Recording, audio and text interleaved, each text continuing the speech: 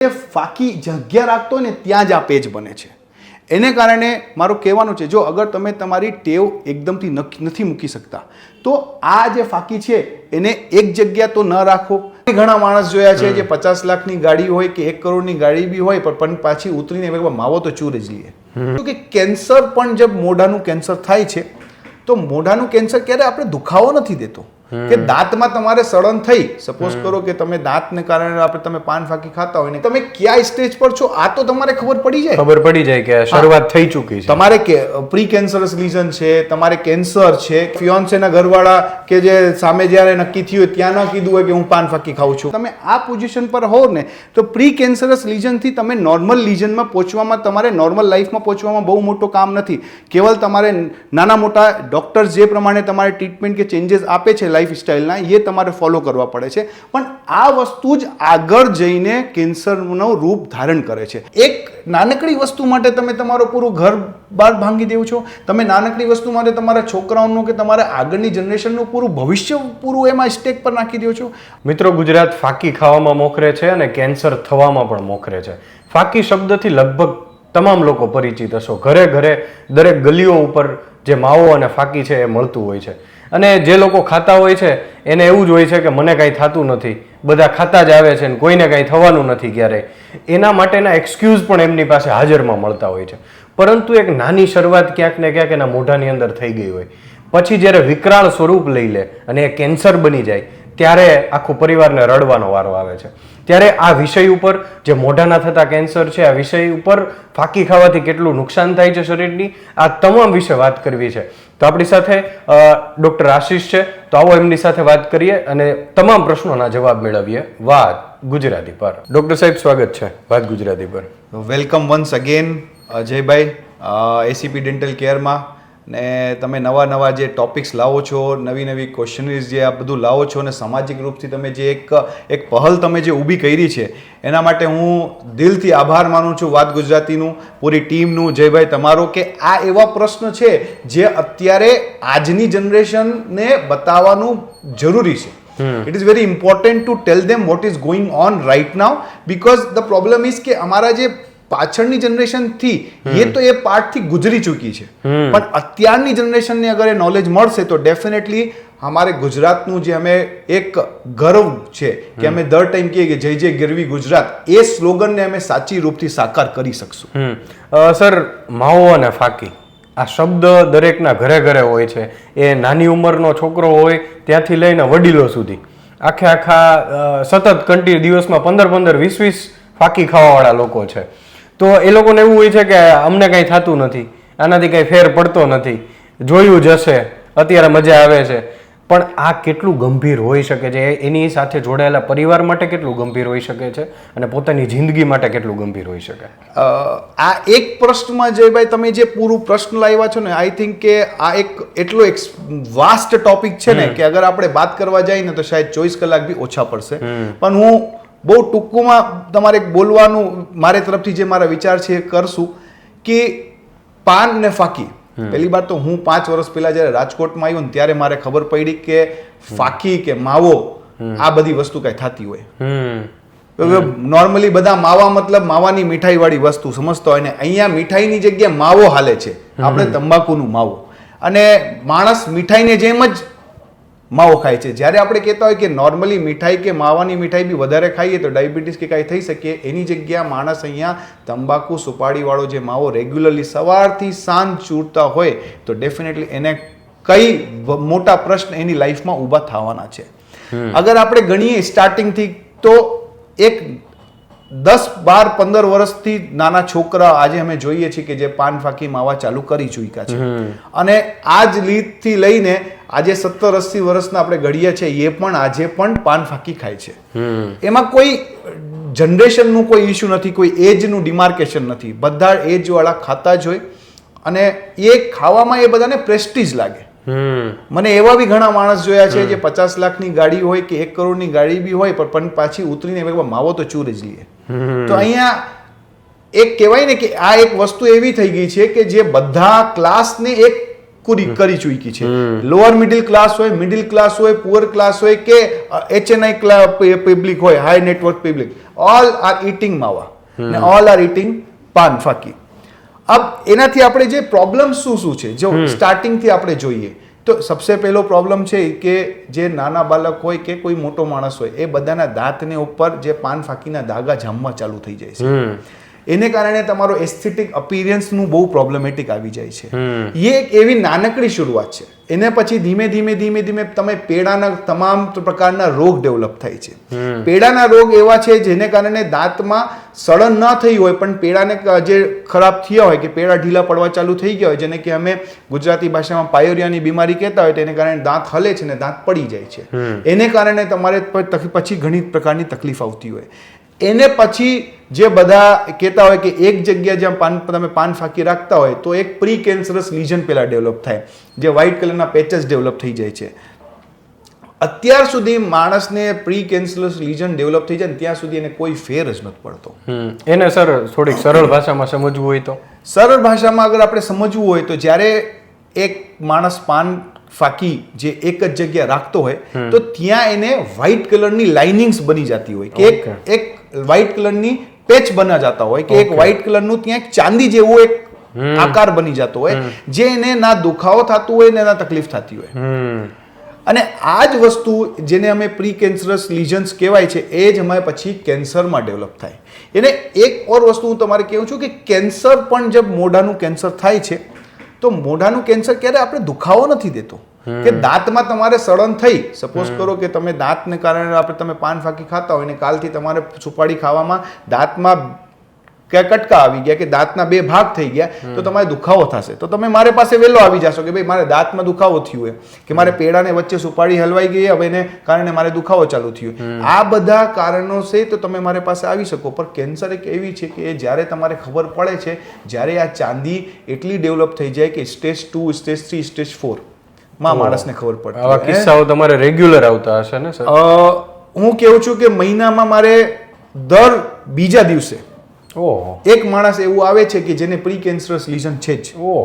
અને દર અઠવાડિયામાં એક કે બે કેસ તો એવા જોતા જ હોય કે જેને કેન્સરની જેવી સિચ્યુએશન છે. આ એક અમે જ્યારથી હું આવ્યો છું ત્યારથી મને એક ઓબ્ઝર્વેશન લીધું છે. અને ઓલરેડી આપણે બધાને ખબર છે કે પૂરી દુનિયામાં ભારતમાં મોઢાનું કેન્સર નંબર 1 છે. ભારતમાં પણ ગુજરાતમાં મોઢાનું કેન્સર જે પ્રમાણે વધ્યું છે એ એક એક્સ્ટ્રાઓર્ડિનરી વેથી વધ્યું છે. અને એમાં પણ સૌરાષ્ટ્ર પૂરી દુનિયામાં મોઢાનું કેન્સરનું હબ છે. બહુ સારું. આજે તમે રાજકોટ કે અમદાવાદ ગમે જગ્યા જાઓ, કેન્સરના હોસ્પિટલમાં જગ્યા નથી મળતી. ઓર તમે કેન્સરના હોસ્પિટલમાં તમે જોશો તો 40 થી 50% વધારો થયું છે મોઢાનું કેન્સરનું. ક્યોંકि એ જે 20 રૂપિયાની ફાકી કે જો એક બહુ લો કોસ્ટની એક પ્રોબ્લેમ છે, એ માણસ એને પોતાને હાથથી મુંહમાં રાખે છે. એને કારણે જ એ એટલો વિકરાળ રૂપ ધારણ કરી અને પછી એક બહુ મોટો ખર્ચો કરાવવાનું, ને સાથે સાથે આપણે જ્યારે સર્જરી કે કાંઈ થશે કેન્સરની તો આપણું શરીરનું ભાંગતોડ જે થાય એ અલગ. એને પછી એના ઘણા પ્રોબ્લેમ થાય છે. તમે સારી રીતે જમી નથી શકતા, તમારો દેખાવાનું પ્રોબ્લેમ આવે છે, એ ઘણા પ્રોબ્લેમ છે. પણ એનો કહેવાય ને કે 2 મિનિટની મજા ને જીવનભરની સજા, આ એ ચિરતાર્થ કરે છે પાન ફાંકી. હું તમારે થોડુંક પ્રેક્ટિકલી સમજાવું કે સિચ્યુએશન શું થાય છે.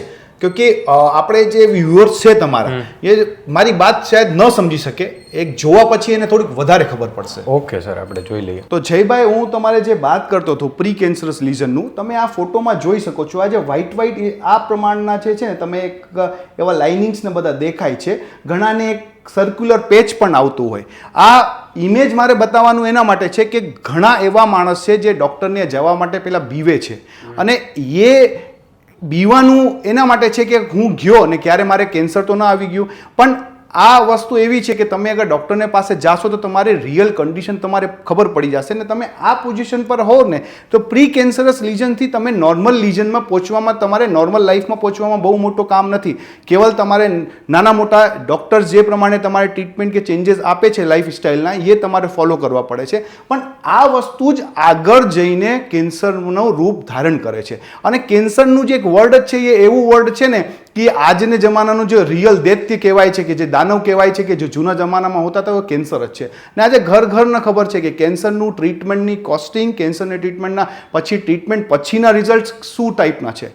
અને આજે આપણે જોઈ કે રાજકોટમાં દર બીજા માણસને એક ઓળખીતો એવું હશે જેને કેન્સર થયું છે. તો કેન્સર થવાનું જે ચાન્સીસ છે એનાથી પહેલાં જ અગર આપણે ખબર પડી જાય છે ને એના માટે તમે કેવલ એક ડેન્ટિસ્ટની મુલાકાત લઈ લ્યો છો અને ડેન્ટિસ્ટ તમારે બતાવી દે છે કે આ બધી વસ્તુ થઈએ એના માટે તમે આ બધું કરી લ્યો, તો તમે ડેફિનેટલી મોઢાનું કેન્સરનું રોકથામ કરી શકશો અને તમે તમારે ભવિષ્યને, તમે તમારા શરીરને સારું રાખી શકશો.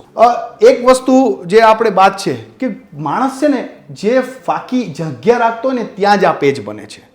એને કારણે મારું કહેવાનું છે, જો અગર તમે તમારી ટેવ એકદમથી નથી મૂકી શકતા તો આ જે ફાકી છે એને એક જગ્યા તો ન રાખો, તો એટલીસ્ટ એક જગ્યા તમારે પેચ ન બને, તમે કન્ટિન્યુઅસલી નહીં રાખો તો શરીરની એક આપણી પોતાની ઇમ્યુનિટી સિસ્ટમ છે, શરીર પોતે રોકથામ કરે છે કોઈ પણ બીમારીને. તો તમે અગર આજે આ સાઈડ રાખી છે પછી બીજી ફાકી તમે બીજી સાઈડ રાખો તો ડેફિનેટલી તમારે જે પણ બીમારી થવાના ચાન્સીસ છે એ થોડુંક લાંબુ થઈ જશે.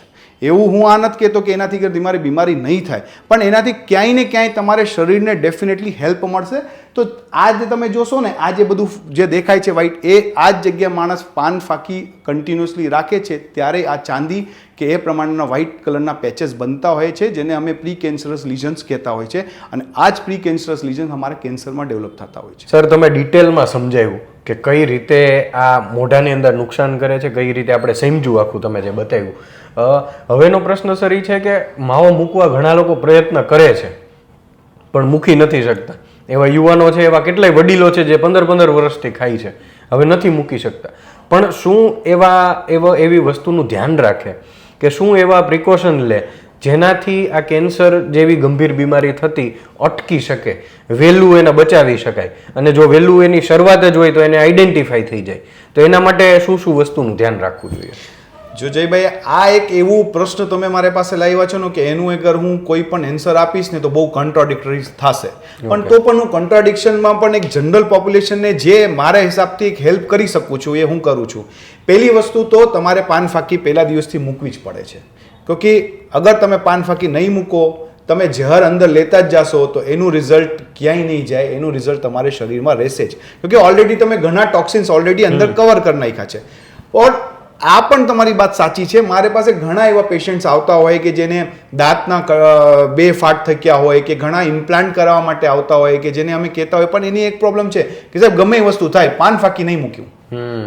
તમે જે દાંત લગાવો, તમે જે સ્ક્રૂ નાખો, તમે જે રૂટ કેનાલ કરો, પાન ફાકી તો હું ખાઈશ, આ એનો પ્રશ્ન આવી જ જાય છે કે સુપાડી તો મારે રોજ ચબાવવાનું જ છે, એવી સિચ્યુએશન છે.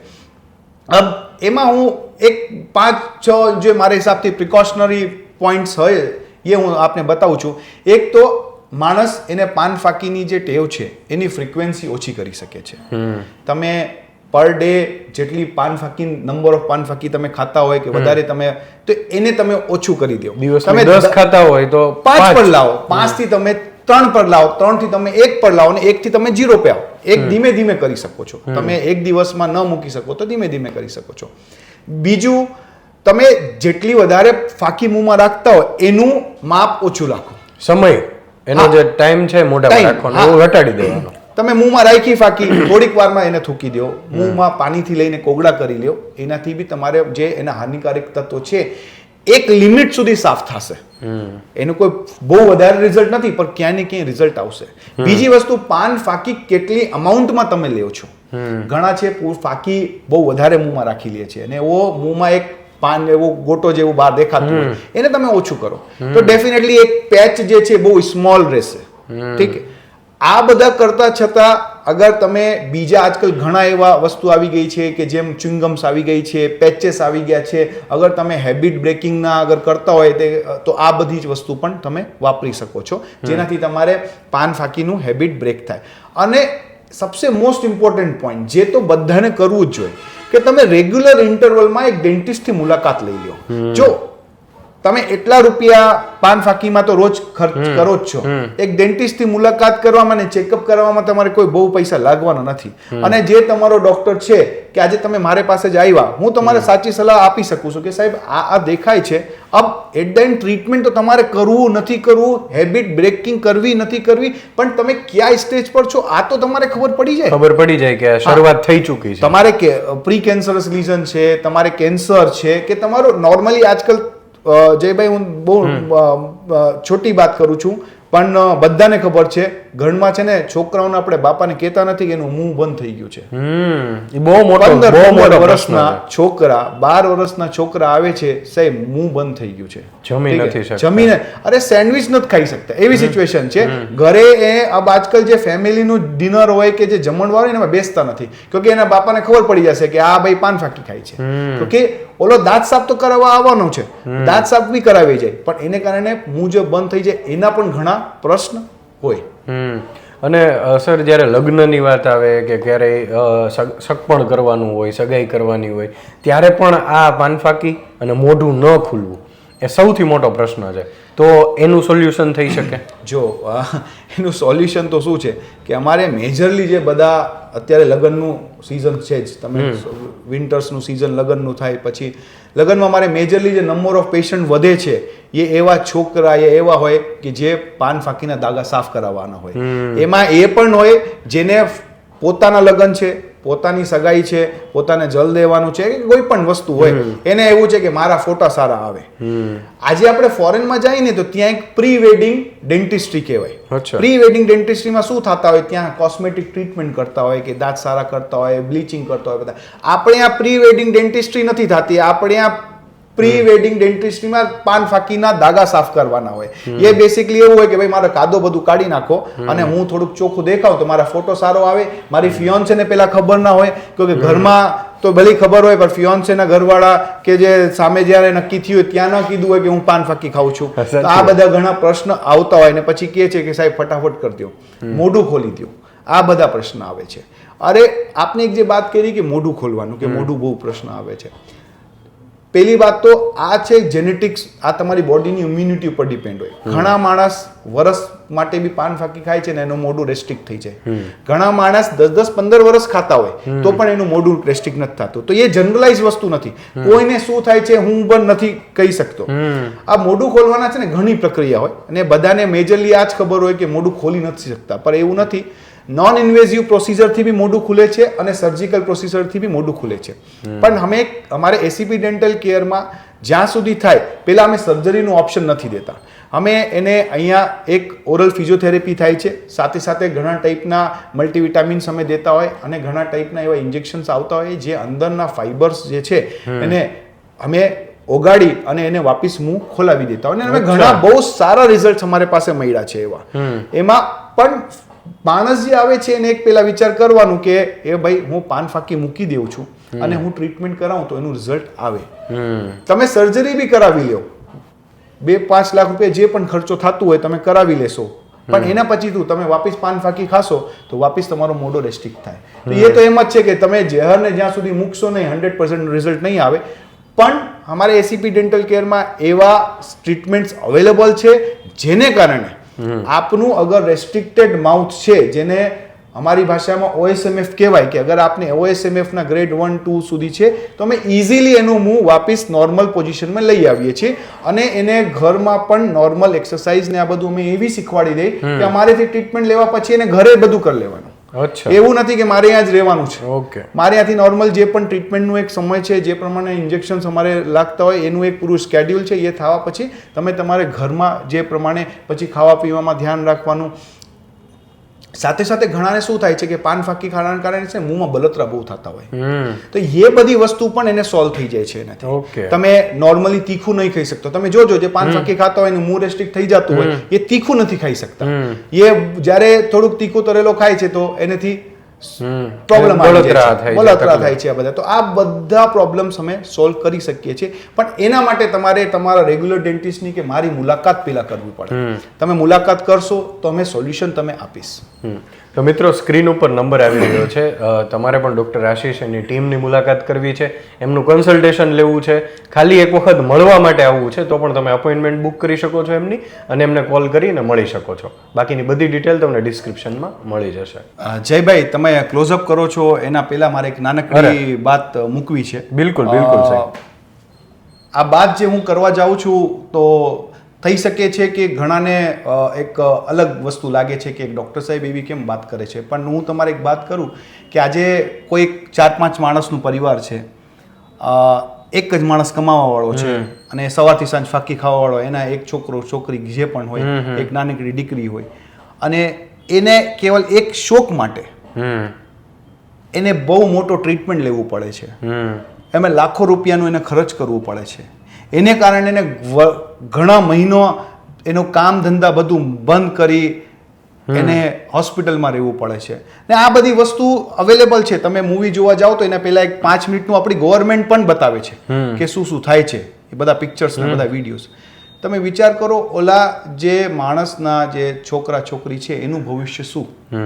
આજ એક તમારે 10-15 રૂપિયાનું 20 રૂપિયાનું તમારો શોખ એને જીવનભરનું શોખ આપી દેવાનું છે. વાહ, બહુ સાચી વાત છે. અને આ બધી વસ્તુ તમે તમારા પરિવારમાં જ્યારે જોશો ને, જેને પરિવારમાં ફીલ કરી છે એને ખબર પડી હોય કે જેના છોકરા છોકરીના નાના ઉંમરમાં જેના મા બાપના સાયા એને કારણે છત્રછાયા ગુમાવી દે, અને એને પછી એને જીવનનું જે સ્ટ્રગલ જોયો છે એ એક અનઇમેજિનેબલ છે. ને મારે પાસે એવા પેશન્ટ છે જેવા પછી મારે એવું દુઃખ થાય છે કે એક નાનકડી વસ્તુ માટે તમે તમારું પૂરું ઘર બાર ભાંગી દેવો છો, તમે નાનકડી વસ્તુ માટે તમારા છોકરાઓનું કે તમારા આગળની જનરેશનનું પૂરું ભવિષ્ય પૂરું એમાં સ્ટેક પર નાખી દો છો. અરે એવું તો શું શોખ ભાઈ? એવું કોઈ શોખ નથી થતું. ને મારી બધાથી રિક્વેસ્ટ છે કે આ વિડીયો જોવા પછી તમે એક માણસને બી અગર આ પાન ફાંકી મૂકી દીધી હોય ને તો મારા માટે બધું કવર થઈ ગયું. આ જયભાઈને કેવું છું કે આ જયભાઈ જે આ મોટી સિરીઝ લઈ આવ્યા છે એના માટે આજે વિડીયો શૂટ કર્યું છે, એના પૂરા જેટલા વિડીયો છે ને એને કે એક માણસની લાઈફ અગર બચી ગઈ ને તો એના માટે એને બધું પુણ્ય મળી ગયું છે. અમારે મહાકુંભમાં નથી જવું, અમારે આ જે રાજકોટ સૌરાષ્ટ્ર ઇન્ડિયાનું જે આ પાન ફાકીનું કુંભ છે ને એને મટાવવું છે. આ સબસે મોસ્ટ ઇમ્પોર્ટન્ટ છે. અને એને પછી છતાં તમે સોસાયટીનું ધ્યાન રાખો. તમે રાજકોટમાં જાઓ, BRTS ને બધા એરિયામાં જાઓ કે તમારે બાજુવાળાને ઘરના જો, તમારે પોતાની ઘરની વોલ જો, પાન ફાકીના મોટા મોટા દાગા દેખાશે. અરે કલર જ કરવા બંધ કરી દો તમે દિવાલ પર. તમે દિવાલ પ્લેન રાખી દો રોડ પર, 15 દિવસ પછી જોઈ લો ઓરેન્જ કલરની દિવાલ નહીં થઈ જાય તમારું નામ કેજો ગમે ત્યાં. ને આ બધું થતું જ હોય છે. અને કેટલું પ્લાસ્ટિક એનાથી ડેવલપ થાય છે. તમે એ બધી કરવા પછી તમે પોતે વિચાર કરો. અમારા વડાપ્રધાન કહે છે સ્વચ્છ ભારત મિશન ચલાવીએ છીએ ને અમે સ્વચ્છ ભારતની જગ્યાએ ઓરેન્જ ભારત મિશન ચલાવીએ છીએ કે પાન ફાકી ખાઓ, ઓરેન્જ ભારત બનાવો. આ બધું આપણે શોભા નથી થતું. અમારા ફોરેનમાં એવું થઈ ગયું છે કે ઇન્ડિયન્સ માટે ઘણી જગ્યા પ્લે કાર્ડ લાગી ગયા છે કે ભાઈ પાન ફાકીના દાગા ના કરો તમે. તો અમે અમારી રેપ્યુટેશન ડાઉન કરીએ છીએ. અમે એક એવા જે કહેવાય ને કે વિશ્વગુરુ બનવાની ઇમેજમાં આવ્યા છે ને એવું બધું કરીએ તો અમારી વિશ્વગુરુની ઇમેજને કેવું ધક્કો લાગશે. અમારા વડાપ્રધાન જેટલી મહેનત કરે છે એને કેટલું વિષયનું ધક્કો લાગે છે. ને એને પછી તમે તમારા પોતાના પરિવારનું વિચાર કરો ને, તમે બધું ભૂલી જાઓ. તમે કેવલ પોતાનું પરિવારનું વિચાર કરો, અને પોતાનું પરિવારનું અગર તમે વિચાર કરશો તો બધું સોલ્યુશન થઈ જશે. એમાં એનાથી વધારે મારે કાંઈ કહેવાનું નથી. અને બધાથી રિક્વેસ્ટ છે કે તમે અગર આ કે હેબિટ તમે મૂકી દેશો તો મારા માટે સબસે મોટી વાત છે. બાકી પૈસા આવવાના જવાના છે, પણ જે આપનું શરીર છે, જે આપનું જીવન છે એ ક્યાંય નહીં જાય. એ એક જ છો. તમે તમારા ઘરવાળાના ને તમે તમારા ઘરવાળાના બહુ વાળીડા છો, તો પ્લીઝ આ ધ્યાન રાખો. એના માટે હું મારી વાતને ચર્ચાને પૂરી કરું છું. થેન્ક યુ જયભાઈ ફોર ગેટિંગ માય થોટ્સ. બિલકુલ. તો આ હતા ડૉક્ટર આશીષ, જેમણે હૃદયથી પોતાનો એક સંદેશ આપ્યો છે. દરેક ઘરને આ લાગુ પડતી વાત છે, દરેક પરિવારને, દરેક બેનને, દીકરીને, બધાને લાગુ પડે છે કે આ દૂષણ જે આપણા ઘર સુધી પહોંચી ગયું છે, પણ આપણે એક પ્રયત્ન કરીએ અને બચાવવાનો, જે આ વિડીયો કદાચ તમે અત્યાર સુધી જોઈ રહ્યા છો તો એવા લોકો સુધી પહોંચાડો આ વિડીયોને કે જેનાથી એના જીવનમાં કંઈક પરિવર્તન આવે. તો આવી જ કંઈક વાતો કરીશું ફરી એક વિડીયોમાં વાત ગુજરાતી પર.